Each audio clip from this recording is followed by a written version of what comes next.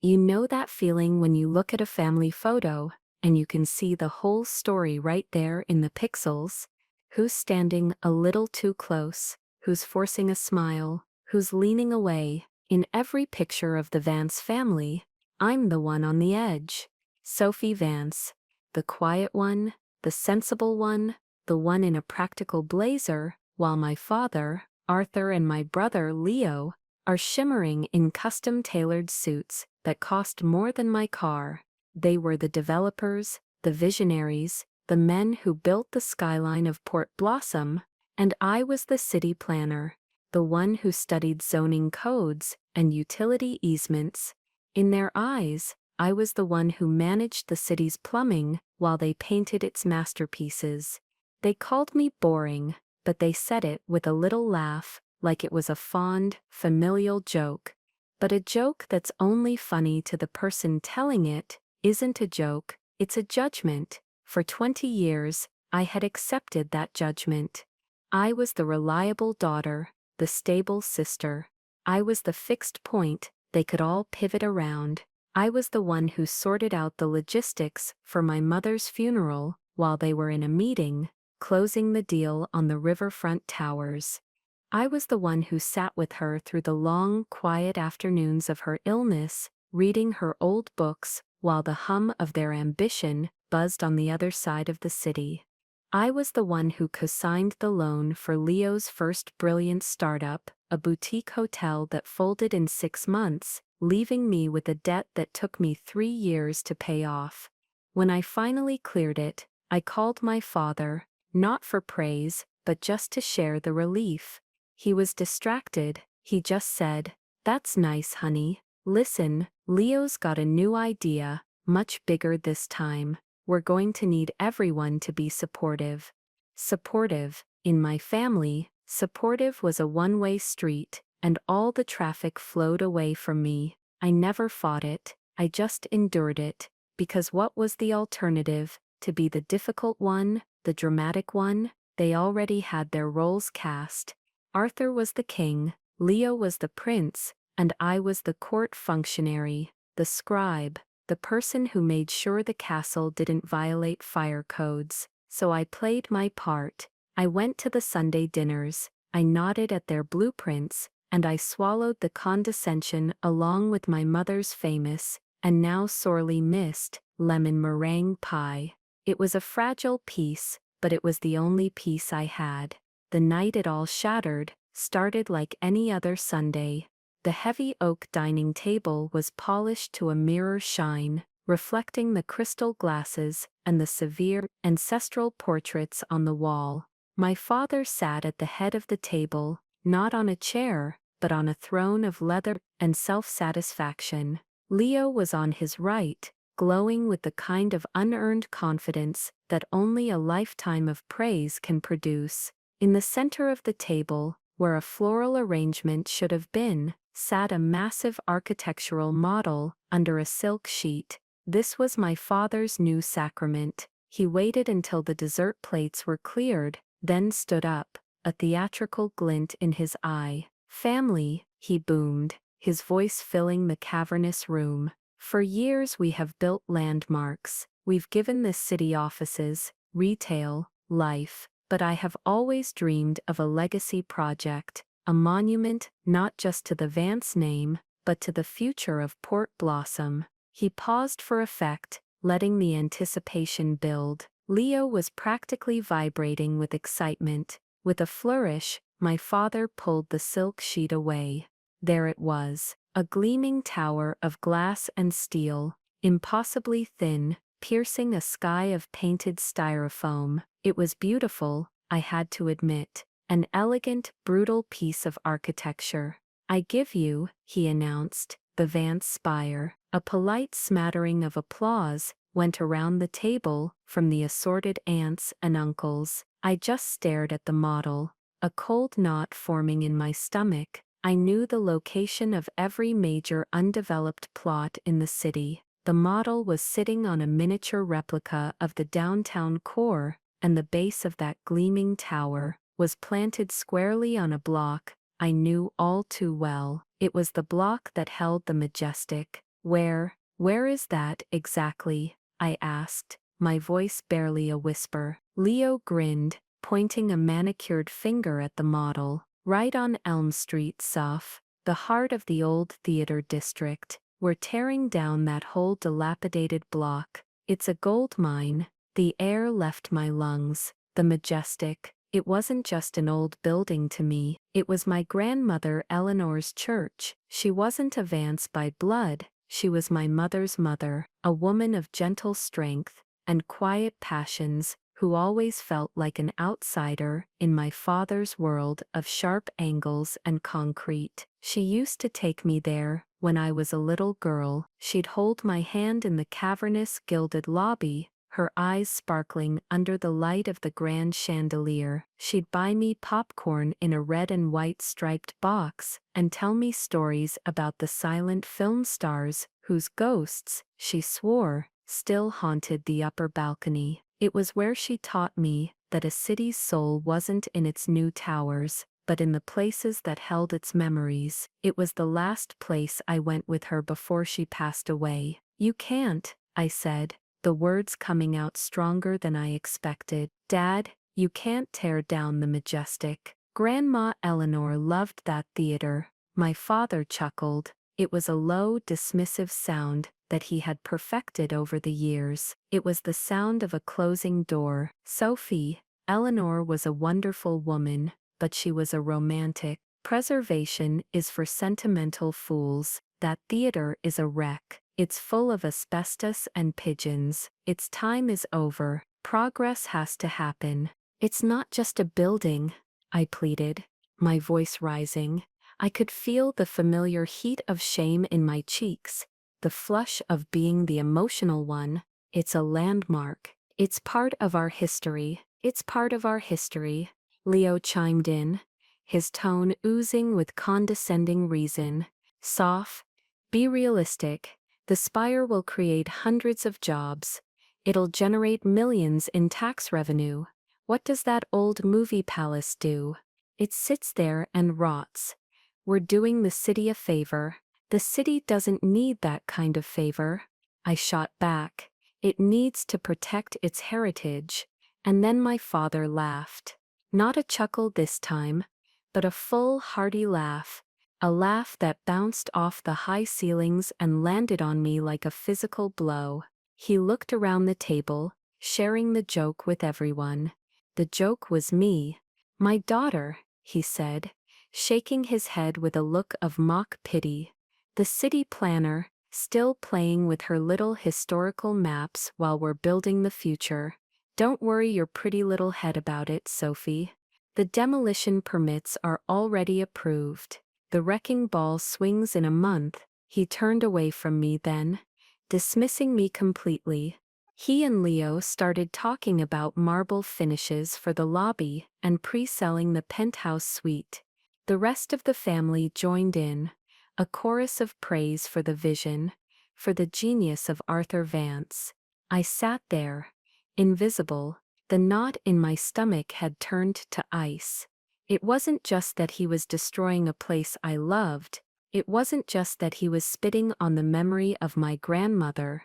It was the laughter, the casual, cruel dismissal of the one thing I had ever asked him for. In that moment, surrounded by my family, I had never felt so utterly and completely alone. The boring one, the sentimental fool. He had said the words, and in the cold silence of my own head, I heard a different word form, a word I had never dared to think before. I drove home in a daze, the city lights blurring through the tears I refused to let fall. The polished, triumphant image of the Vance spire was burned into my mind, a monument to my own insignificance. I walked into my quiet apartment, a space I had curated as a sanctuary from the noise of my family. It was filled with books, old maps of Port Blossom, and a framed photo of my grandmother and me on the steps of the Majestic. Tonight, it didn't feel like a sanctuary. It felt like a bunker, a place to hide. I collapsed onto my sofa, the silence pressing in on me. I finally did what I always did, when the weight of being a Vance became too much to bear. I called Maya. Maya wasn't just my best friend. She was my anchor to reality. A sharp-witted, fiercely intelligent historian, she ran the city's chronically underfunded historical society on a shoestring budget and pure passion. She was the only person who understood that my boring job was actually a deep and abiding love for the story of our city. She picked up on the second ring. "Let me guess," she said, her voice warm and blessedly free of judgment. "Sunday dinner at the palace. On a scale of 1 to soul-crushing, how bad was it?" And then the dam broke. The carefully constructed walls I built around myself every weekend crumbled, and the whole story came pouring out. The model, the spire, the majestic, my grandmother. I told her about the laughter. I told her how my father and Leo had looked at me, like I was a piece of old furniture that was no longer in style. My voice was thick with a grief that was about so much more than just a building. It was about a lifetime of being sidelined, of my contributions being minimized, my feelings dismissed. "Soph, they're emotional vampires," Maya said, her tone hardening. "They feast on your decency." "But it's the majestic, Maya," I whispered, my voice raw. "I know," she said softly. "I know." As I talked, the memories flooded back. Not as soft, nostalgic daydreams, but as sharp, painful evidence. I remembered being a little girl, maybe 7 or 8, sitting in the velvet darkness of the theater. The movie was some black and white classic. I didn't understand, but that didn't matter. What mattered was my grandmother's hand in mine. She leaned over and whispered in my ear, her breath smelling of mints. "See, Sophie? Some things are too beautiful to be temporary. You have to protect the beautiful things." It felt less like a comment, and more like a sacred instruction. An instruction I had failed to follow. Then another memory surfaced, sharper and more recent. I was 22, freshly graduated with my master's in urban planning. I'd come to Sunday dinner, bursting with pride, my diploma practically burning a hole in my bag. I told my father I'd accepted a position with the Port Blossom City Planning Department. He'd taken a slow sip of his scotch, his eyes cold and appraising. "City planning," he'd said, the words dripping with disdain. "That's for people who manage decline, Sophie. People who put up roadblocks and file paperwork. Vances don't manage decline. We build the future." Leo, ever the echo, had smirked from across the table. "Yeah, Soph, why get a permit when you can sign a check?" I remember the pride I'd felt just moments before shriveling into a tiny hard ball of shame. And the shame kept coming. I remembered the fight over my mother's will. My mother, a quiet woman who loved gardening and poetry, had been a buffer between my father's ambition and my own more gentle nature. When she died, that buffer was gone. Her will was read in a lawyer's sterile office. She had left me her personal jewelry, her collection of first-edition poetry books, and a small portfolio of stocks she had inherited from her own father. It was a sentimental inheritance, and I cherished it.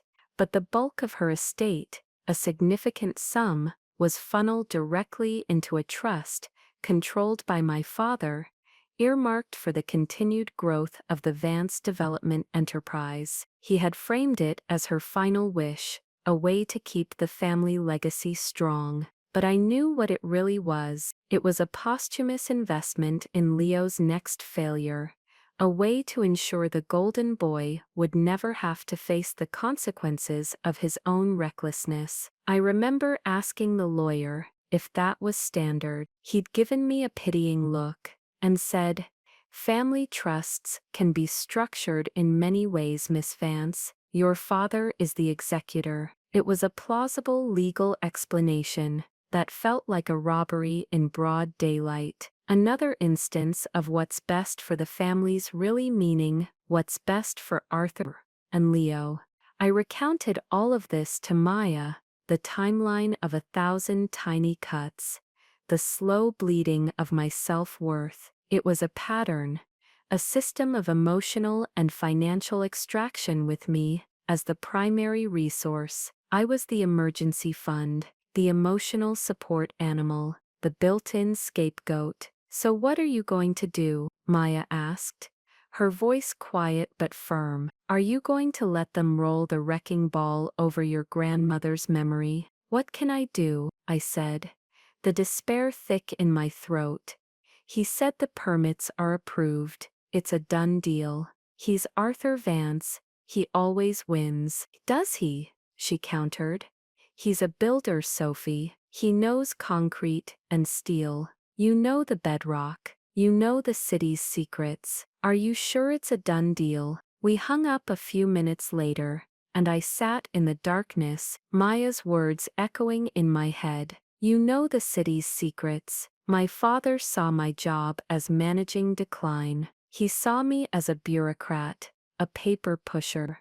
He had never, not once, seen me as powerful. He had never considered that my meticulous, boring knowledge could be a weapon. My phone buzzed on the coffee table, a text from Leo. I picked it up, my thumb hovering over the screen. It read, "Dad's really disappointed in your attitude tonight. You were embarrassing. Don't ruin this for the family. We're all counting on this project." Reading those words, something inside me shifted. The grief, the shame, the helplessness. It didn't disappear, but it crystallized. It hardened from a murky pool of sadness into a sharp, clear icicle for the family. That phrase again, the lie they told themselves. The lie they had forced me to swallow for decades. This wasn't for the family. This was for their egos, for their legacy, for Leo's disastrous finances, which I suspected were far worse than anyone knew. They weren't just tearing down a theater, they were tearing down the last piece of my grandmother that felt safe, and they were using my mother's legacy to finance the demolition. I looked at the picture of my grandmother. I looked at the text from my brother. In the quiet of my apartment, a new thought took root, cold and clean. They had made a critical mistake. They had mistaken my sentimentality for weakness, but they'd forgotten what it was attached to, a memory of a woman who taught me to protect beautiful things. And they had mistaken my quiet nature for passivity, but they'd forgotten what my job was. I didn't just file paperwork. I knew the rules. I knew the history. I knew where the bodies were buried. A chill ran down my spine, but it wasn't from fear, it was from resolve. It wasn't about revenge, not yet, but as I stood up and walked over to my desk, switching on the lamp, and pulling out a fresh legal pad, a new thematic trigger resonated deep in my soul. It wasn't about revenge, until it was. The decision to fight back wasn't a lightning strike. It was a slow, cold dawn. For the first time, I wasn't thinking about how to win their approval. I was thinking about how to win. My father saw the world in terms of bulldozers and cranes. I was about to teach him a lesson in the power of paper. My first stop wasn't some grand confrontation. It was the city records office, a place that smelled of aging paper, dust and the faint, metallic scent of the microfiche machines. To my father, this place was a dungeon of bureaucratic delay. To me, it was home turf. This was my armory. I didn't go in with a vague notion of finding something. I went in with a plan. I was a city planner. I planned. I started with the known facts. The Majestic was built in 1922. The demolition permit, my father was so proud of, would be tied to the current parcel number. My first step was to trace that parcel's lineage. I spent 2 full days scrolling through digitized deeds, my eyes burning from the screen's glare. I went backward in time, 2024 to 1980, 1980 to 1950. The ownership history was a simple, boring chain. A theater conglomerate sold it to a holding company in the 70s, which sold it to my father's shell corporation 6 months ago. Before that, it was the original theater owners, a family named Rothschild, who had built it. The paperwork was clean, too clean. This is where my professional expertise, the very thing my father mocked, became my compass. A project as old as the Majestic, built in the 1920s on a core downtown block, should have a messier history. There should be easements, old utility right-of-ways, maybe a boundary dispute from 100 years ago. The pristine record felt wrong. It was like a house with no ghosts. Unnatural. I decided to switch tactics. Instead of tracing the property, I started researching the land itself. I pulled the original city plat maps from the 1920s. There was the block, clearly marked, and then I went further back, to the pre-1900 maps. This was harder. These weren't digitized. They were enormous, brittle linen maps, stored in climate-controlled drawers. I had to get special permission and wear white cotton gloves to handle them. As I unrolled a map from 1890, my heart began to beat a little faster. The street names were slightly different. Elm was once called King Street, but the block was there, and it wasn't empty. It was labeled. The ink was faded, the calligraphy ornate, but I could make it out. It read Benevolent Souls Parish, and next to it, in smaller letters, Cemetery. I felt a jolt, a surge of adrenaline that was part horror and part vindication. A cemetery. But that didn't make sense. There were no records of a major cemetery being moved from the downtown core. I went back to the archives, this time looking for newspapers from the turn of the century, and that's when I called Maya. "I need your help," I said, my voice low and urgent. "I'm at the archives. I think I found something, but I need a historian, not a planner." I didn't have to ask twice. Maya was there in 20 minutes, her eyes bright with a familiar scholarly fire. She loved a historical mystery more than anything. I showed her the 1890 map. Her eyebrows shot up. "Benevolent Souls," she murmured, tracing the letters with a gloved finger. "I've heard of that parish. It was one of the first in Port Blossom. It catered to the city's poor, to the immigrants and laborers who built the docks. It was founded in the late 1700s. But where did it go?" I asked. "The theater was built in 1922. They wouldn't have just built on top of it, would they?" Maya's expression was grim. "In 1922, Sophie in the 20s progress was God, and the people buried in a charity cemetery. They didn't have wealthy descendants to protest. They were considered disposable." This is where Maya's expertise became indispensable. While I was stuck in official city records, she knew where to find the city's shadow history. We spent the next week as a team. She guided us to the Diocesan archives, a dusty, forgotten room in the basement of the old cathedral. There, in a crumbling leather-bound ledger, we found it. A list of interments for the Benevolent Souls Parish Cemetery, from 1795 to 1884. Hundreds of names. Entire families, children. The final piece of the puzzle came from Maya's own domain, the Historical Society's newspaper archive. She remembered a series of articles about the Great Downtown Fire of 1885. It wasn't as famous as the city's other disasters, a footnote in most history books, but it had swept through the poorest part of the city, the immigrant tenements and workshops. It had also, according to a small single-paragraph report, on page 7 of the Port Blossom Chronicle, completely destroyed the wooden church and grave markers of the Benevolent Souls Parish, leaving the sacred ground scorched and unmarked. There it was. The fire had erased the cemetery from the landscape. Within a generation, as the city rebuilt and expanded, the land was just seen as a vacant, fire-damaged lot. When the Rothschilds bought it in the early 1920s to build their grand movie palace, no one remembered, or more likely, no one with any power cared. It was a forgotten graveyard for forgotten people. The leverage wasn't just sentimental or moral anymore. It was legal.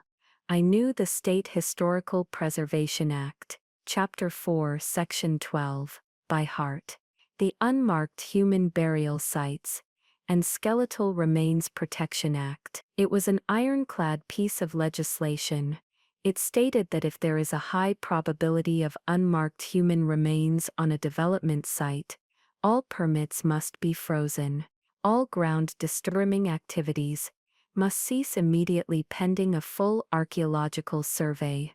If remains are found, the developer is responsible for the full cost of the survey, the respectful exhumation, and the re-interment in a registered cemetery, all under the supervision of the state archaeologist, and with consultation from any identified descendants. It was a developer's worst nightmare, a black hole of indefinite delays and astronomical, unbudgeted costs. It would halt the Vance Spire dead in its tracks. We spent another night in my apartment, surrounded by photocopies of maps, newspaper clippings, and legal statutes. Maya looked at the pile of evidence, then at me.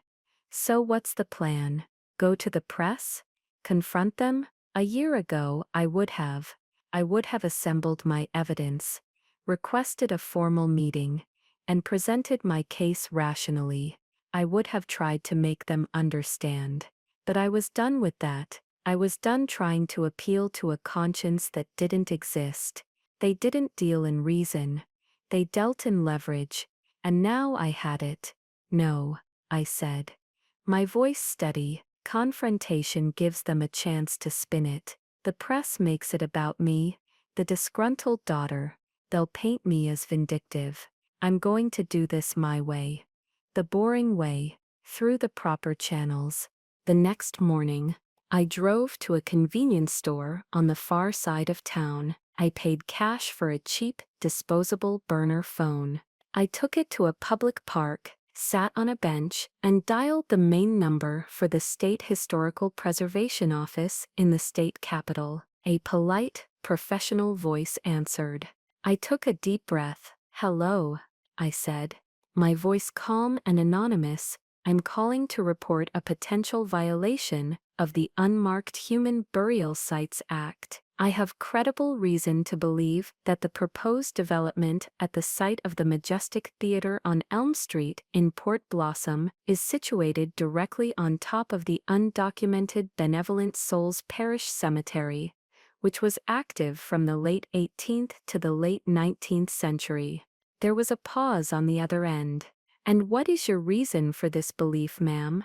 "You can cross-reference the city's 1922 construction permit for the theater with pre-1885 diocese and municipal plat maps," I said, the words flowing easily. I was no longer Sophie Vance, the sentimental fool. I was an informed citizen. You should also check newspaper accounts of the downtown fire of 1885. The paper trail is there if you look. I trust you'll take this seriously. "We will," the voice said, suddenly much more attentive. "Can I get your name, ma'am?" "No," I said. "You can't." I ended the call, broke the phone in half, and dropped the pieces into 2 different trash cans on my way back to my car. The first move had been made, not with a shout, but with a whisper, a quiet, precise, and devastatingly effective whisper right into the ear of the one agency my father couldn't bully, bribe, or ignore. The game had begun. The silence that followed my anonymous call was the loudest thing I'd ever heard. For 48 hours, nothing happened. I went to work. I attended my meetings. I processed zoning variance applications. I felt like a spy in my own life, holding a secret that could level my family's empire. Every time my office phone rang, my stomach clenched. I scanned the local news websites compulsively. Nothing. I started to wonder if I had overestimated the state's efficiency. Maybe my tip had been dismissed as a crank call,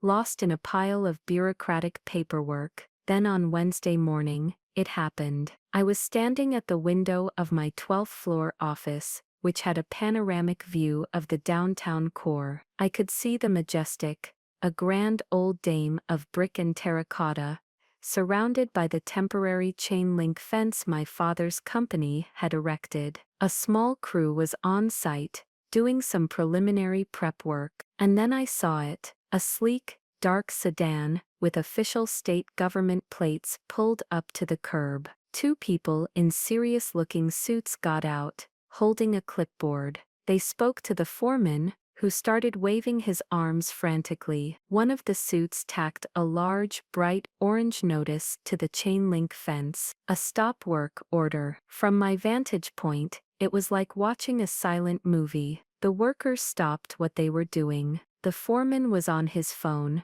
pacing and shouting. Within 20 minutes, the first news van arrived, then another. The fuse had been lit. My desk phone rang. The caller ID read, Leo Vance. I let it ring 4 times, then answered with the most placid professional voice I could muster. Sophie Vance, City Planning. SOP. The voice was a raw shriek of panic and fury. It was so loud I had to pull the receiver away from my ear. What did you do? What in the hell did you do? I feigned confusion.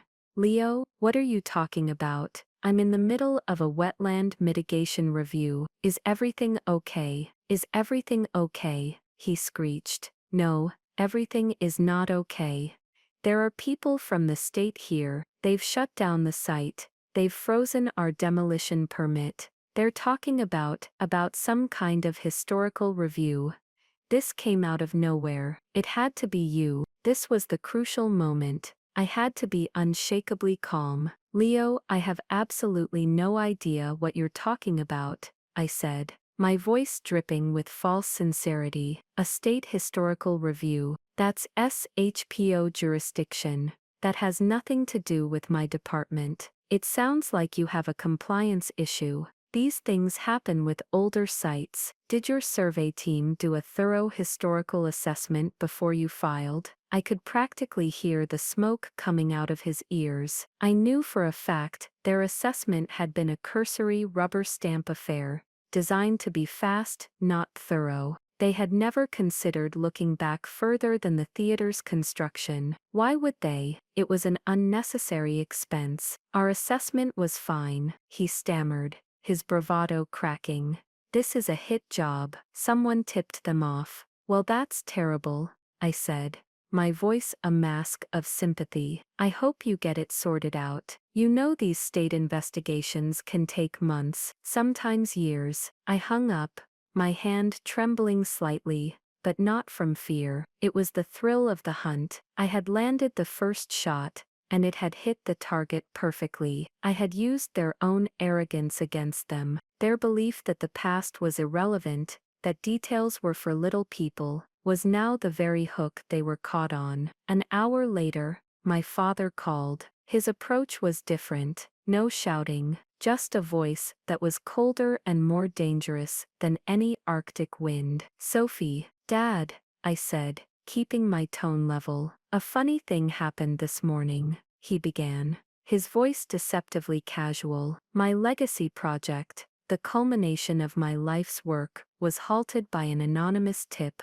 about a non-existent cemetery. A sentimental fantasy, you might say. That sounds very stressful, I replied, my heart hammering against my ribs. I don't know who is behind this, he continued, the casual tone slipping to reveal the steel beneath. But they are making a grave mistake. This project is worth hundreds of millions of dollars. It has investors. It has financing with deadlines. You do not interfere with something this big. You are playing with fire. And if I find out that fire leads back to you, you will regret the day you were born. I will not only disown you, I will make it my mission to destroy your career. Am I clear? The threat was so direct, so brutal, it almost took my breath away. But then I remembered the laughter. I remembered the dismissal. I remembered the cold emptiness in that dining room. My fear was replaced by a surprising, icy calm. "Dad," I said, and for the first time I felt like I was speaking to him as an equal, not as a child. "It sounds like you have a serious zoning and land use problem. You know, that's what I do for a living. It's a shame you never thought to ask for my professional opinion.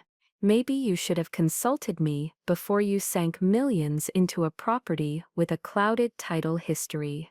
There was a moment of pure, stunned silence on the other end of the line. I had never spoken to him like that before. I had taken his greatest insult, my boring job, and turned it into a weapon. "You will regret this," he finally hissed, and the line went dead. The panic in the Vance empire escalated quickly. The local news ran the story that night. Vance Spire project halted over fears of historic cemetery. The SHPO issued a public statement confirming they had received a credible tip and were launching a formal investigation, including ground-penetrating radar surveys. The story was framed as a classic David and Goliath tale, a forgotten piece of city history versus a titan of development. My father's PR team went into overdrive, issuing statements calling the claims baseless and ludicrous, but the damage was done. The narrative was out of their control. This is where Leo's subplot, his secret desperation, began to surface. I knew he was financially overextended, but I had no idea how badly. A week into the work stoppage, I got a call from an old college friend, Sarah, who worked in the high-risk lending department at a major bank. "Sophie," she said, her voice hesitant, "this is a weird call, but is everything okay with your brother?" "That's a complicated question, Sarah." "Why?" "He's on my desk," she said. "He took out a massive bridge loan against the projected first quarter sales of the Spire. A really aggressive high-interest one. He personally guaranteed it. With the project frozen, he's about to trigger a default clause.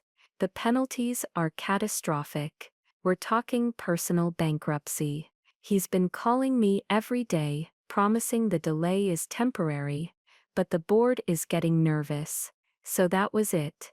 The Spire wasn't just a legacy project for my father. It was a lifeline for my brother. He wasn't just a passenger on this ride. He was clinging to the side of it for dear life. His panic wasn't just about the family's reputation, it was about his own imminent financial implosion. The stakes were higher than I had even imagined. The pressure started coming from all sides. My father's investors were calling him. Leo's creditors were calling him. And now my extended family started calling me. My Aunt Carol, my father's sister, a woman who had only ever spoken to me about the weather and my lamentable single status, called me in a tizzy. "Sophie, dear," she began. Her voice strained. "Your father is just beside himself.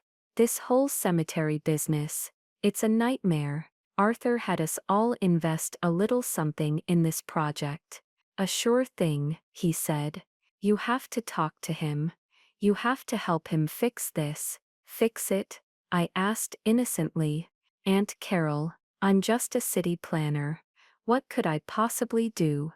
The power dynamic had been completely inverted. For my entire life, they had held all the cards, the money, the influence, the power to grant or withhold approval. Now the future of their fortunes hinged on a bureaucratic process that they didn't understand, but that I knew intimately. The silent takeover was complete. I hadn't raised my voice. I hadn't thrown a single punch, but I had them surrounded. They were trapped in a fortress of my own design, and the walls were made of their own ignorance. The family exodus began not with a bang, but with a series of worried phone calls. The story of the graveyard condos was spreading, and the Vance name, once a symbol of progress and power in Port Blossom, was becoming toxic. My father's strategy of aggressive denial was backfiring spectacularly. The more he called the claims preposterous, the more the public and the media suspected he was hiding something. The narrative was no longer about a visionary developer.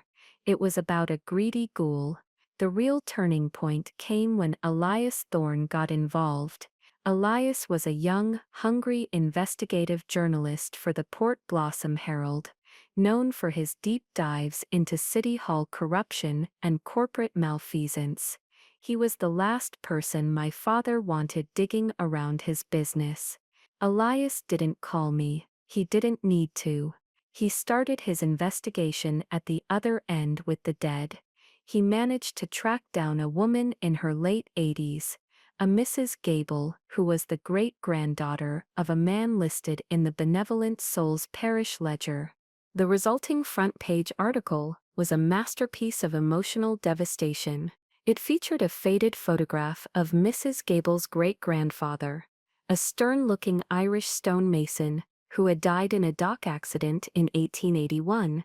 The headline read, "My great-grandfather is not a foundation for your penthouse." The article contrasted the humble, hard-working lives of the people buried in the forgotten cemetery with the opulent luxury promised by the Vance spire. It was a public relations apocalypse. The fallout was immediate. A local genealogical society announced they were formally petitioning to represent the descendants of the Benevolent Souls Parish. A protest was organized outside the construction site. My father, who had always commanded the city's respect, was now the villain in a story of class warfare and historical desecration. That's when they summoned me, not a request, a summons. My father called, his voice stripped of all its previous bluster, leaving only a core of cold, hard rage. "My office, tomorrow, 10 a.m. Be there." They tried to stage it as an intervention, a return to the old power dynamic. The meeting was in my father's office, a vast space on the top floor of the Vance Tower, with a view that could make gods feel insecure. The architectural model of the spire still sat on its pedestal, now looking less like a monument to the future and more like a tombstone. My father was behind his enormous mahogany desk. Leo was pacing by the window, his face pale and haggard. He looked like he hadn't slept in a week. They started with the old playbook, manipulation. "Sophie," my father began, his voice taking on a tone of deep, wounded disappointment. It was a performance I'd seen 100 times. "We are a family, and this family is in crisis. Your actions, this anonymous tip, which we all know came from you, have put everything at risk." Leo stopped pacing and turned to me, his eyes pleading. "Soph, you have to call them off. Tell the state it was a mistake, a misunderstanding. You have to fix this. Mom would want us to stick together. She would be horrified by this." The mention of our mother was a low blow, but it was a predictable one. It was their panic button. For years it had worked. The guilt, the appeal to a manufactured family unity. But this time, it bounced right off the new armor I was wearing. "Mom would be horrified that you're trying to build a skyscraper on a cemetery," I said, my voice quiet and even. My father slammed his hand on the desk. "It is not a cemetery. It is a piece of prime real estate. The state of Port Blossom seems to disagree," I countered calmly. Seeing that the guilt trip wasn't working, Leo switched tactics. He moved from pleading to bribery. He walked over to me, trying to put a comforting arm around my shoulder. I stiffened, and he let his hand drop. "Look, Soph," he said, lowering his voice conspiratorially. "I get it. You feel left out. We haven't always appreciated you. That's our fault. But we can make it right. What do you want? A piece of the project. We'll cut you in. A 5% stake. No, 10%. We'll call it a historical consulting fee. You'll be a partner. Vance, Vance, and Vance. How does that sound? I almost laughed. A consulting fee. They thought they could buy my silence. They thought my integrity, my love for my grandmother, my entire moral compass had a price tag, and a meager one at that. They still didn't understand what was motivating me. They thought it was about money or a seat at their table. They couldn't conceive of a world where their table was the last place I wanted to be. My silence isn't for sale, Leo, I said. The desperation in the room was palpable. The power had well and truly shifted. I was no longer the supplicant, the sentimental fool, begging for a scrap of respect. I was the one holding the key to the cage they had built for themselves. They were the ones who were trapped. I watched them, the great Arthur Vance and his golden son, and I saw them for what they truly were, not titans, but terrified men, whose world was crumbling because of one boring detail. They had been too arrogant to notice, and for the first time, I realized this wasn't just about stopping them. It was about showing them who I was, and what I was capable of. The charade was over. The final confrontation took place a week later, back in my father's office. The air in the room was thick with the stench of desperation. The ground-penetrating radar survey had been completed, and the preliminary results, which had been leaked to Elias Thorne, confirmed significant subsurface anomalies, consistent with burial sites. The legal and financial walls were closing in on them. They had called this meeting, but it felt less like a negotiation, and more like a final desperate gambit. My father wasn't sitting behind his desk this time. He and Leo were standing waiting for me, a united front of crumbling authority. They had a new player with them, their lawyer, a shark named Marcus Thorne, no relation to Elias, a fact that added a layer of cosmic irony to the proceedings. Sophie, my father started, his voice devoid of any emotion. This has gone on long enough. Marcus stepped forward, all polished shoes and predatory smile. Miss Vance, your father and brother are prepared to be reasonable. However, your continued interference has caused them significant financial and reputational damages. They have reason to believe you used your privileged position within the city government to maliciously target their private enterprise. That is a serious ethical violation. It could lead to your disbarment from public service. He slid a thick document across the mahogany desk. This is a draft of a legal complaint. We are prepared to file it, along with a civil suit for damages. It will be messy. It will be public. Your career will not survive it. They were threatening to burn my life to the ground. It was their last move, mutually assured destruction. They thought it would terrify me. They thought I would buckle, that I would trade my victory for my survival. They still thought I was playing their game. I didn't even look at their lawsuit. I simply walked to the desk and placed my own simple manila folder beside it. It felt impossibly light next to their dense, threatening document. I don't think you'll be filing that, I said quietly. I opened the folder. Inside wasn't a countersuit or a threat. It was a proposal. On the top was a beautifully rendered architectural drawing. It showed the majestic, not demolished, but restored to its former glory, the gilded lobby, the velvet seats, the grand marquee, and surrounding it, where the rest of the dilapidated block once stood, was a serene, green park, dotted with tasteful, low-profile granite markers. At the top of the page, the title read, "A Proposal for the Majestic Theater, Landmark and Memorial Park." I let them look at it for a moment, letting the image sink in. I saw the flicker of confusion on their faces. Then I laid out the rest of the contents of my folder. the copied pages from the Benevolent Souls Parish Ledger, with the names of the dead, the state statutes on the protection of unmarked graves, a letter of intent from the Port Blossom Genealogical Society, and finally, a preliminary budget. This is a plan I've been working on with Maya at the Historical Society, I explained, my voice as calm as if I were presenting a routine zoning change. The plan is to have the city declare the entire block a historical landmark. The SHPO is already on board. The theater will be fully restored using a combination of state preservation grants and private fundraising. The land around it will be converted into a memorial park to honor the people of the Benevolent Souls Parish. We've already secured seed funding from several prominent Port Blossom families who were horrified by your original plans. Elias Thorne's articles have been very motivating. I looked my father directly in the eye.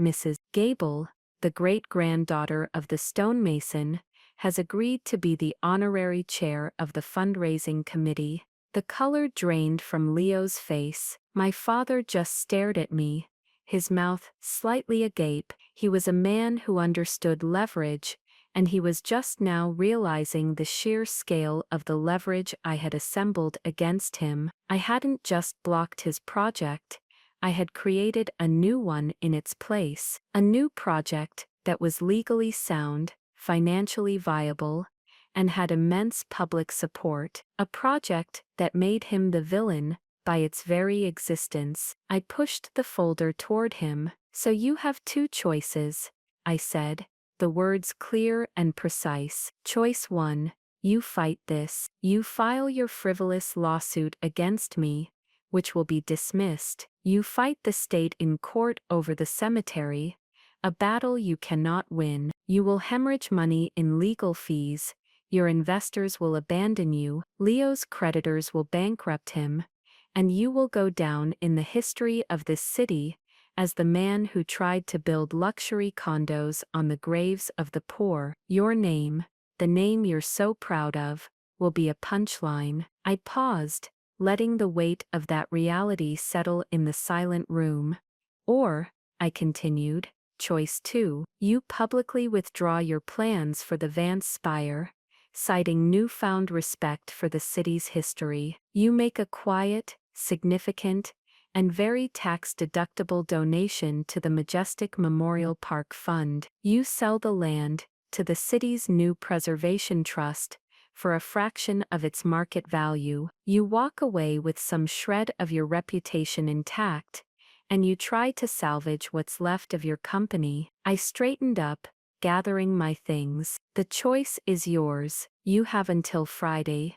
I turned and walked toward the door. I didn't need to hear their answer. I could see it on their faces. It wasn't anger anymore. It was the blank, hollow shock of total defeat. The king and the prince, checkmated by the quiet girl who managed the plumbing. As I reached the door, I stopped and looked back at the architectural model of the Vance Spire, that gleaming monument to their arrogance. Then I looked at my father, and I smiled. It wasn't a big, triumphant smile. It was a small, quiet one, the kind of precise, satisfied smile you save for when a long, complicated, and very personal project is finally perfectly complete. I had protected the beautiful thing. My grandmother would have been proud. In the end, of course, they chose to walk away. It wasn't really a choice. My father, a man who worshipped at the altar of public image and financial leverage, couldn't survive the war I had laid out for him. The Vance Corporation issued a press release, full of hollow phrases about community partnerships and historical sensitivity. They made their donation, a sum negotiated through lawyers, that was just large enough to be painful, and sold the land to the trust I had helped form with Maya. The fallout for them was quiet but catastrophic. Without the massive cash infusion from the Spire, their company was critically overextended. They had to sell off two of their other flagship buildings to cover the losses, and more pressingly, to settle Leo's enormous personal debts. The Vance name didn't disappear from the city, but it shrank. They were no longer the titans, the builders of the future. They were just another real estate company, wounded and diminished. My father retreated into a bitter, resentful seclusion. Leo, stripped of his inheritance and his credit, had to get a real job for the first time in his life, selling commercial real estate for a rival firm. I heard he wasn't very good at it. As for me, my life blossomed in the space their shrinking empire left behind.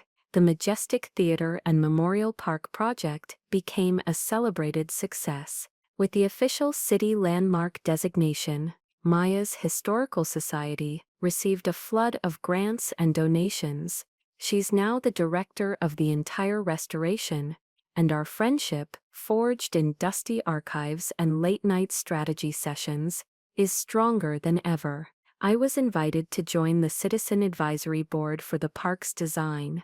I go to meetings in the evenings, offering my boring expertise on zoning and public access, and my ideas are met with respect and gratitude. Last week I stood across the street from the theater. The old, grand marquee, which had been dark for 30 years, was lit up again, its bulbs sparkling in the twilight. Crews were carefully restoring the terracotta facade. Through the open doors, I could see the scaffolding in the lobby, where artisans were regilding the ceiling. It was more beautiful than I had even remembered. It was a piece of the city's soul, saved. For so many years, I thought my value was tied to how much I could give my family, how much I could sacrifice for their ambition. I let them define me by my quiet nature, and I accepted their definition of my work as boring. But it turns out that knowing the rules, understanding the history, and paying attention to the details isn't boring at all. It's a different kind of power. A quieter power, perhaps, but a formidable one. They saw sentiment as a weakness, something for fools, but it was my love for my grandmother, my sentimental attachment to a place that held her memory, that gave me the strength to look closer. They thought history was something you could just pave over and forget, but history has deep roots, and it has a way of staying put, of demanding to be acknowledged. Sometimes, the ghosts of the past are the strongest allies you can have. My father and brother always commanded every room they entered with their loud voices and grand visions, but I've learned that you don't have to be the loudest person in the room to be heard. Sometimes, all it takes is one quiet, anonymous whisper, sent to the right person, to change everything. They never saw me coming, and in the end that was my greatest strength. Have you ever been the boring one in your family? The one whose skills or passions were dismissed until they suddenly became the only thing that mattered? I would genuinely love to hear your story in the comments below. I promise I read every single one. And if this story resonated with you, please give it a like and subscribe for more stories about how the quiet ones finally get the last word. Thank you for listening.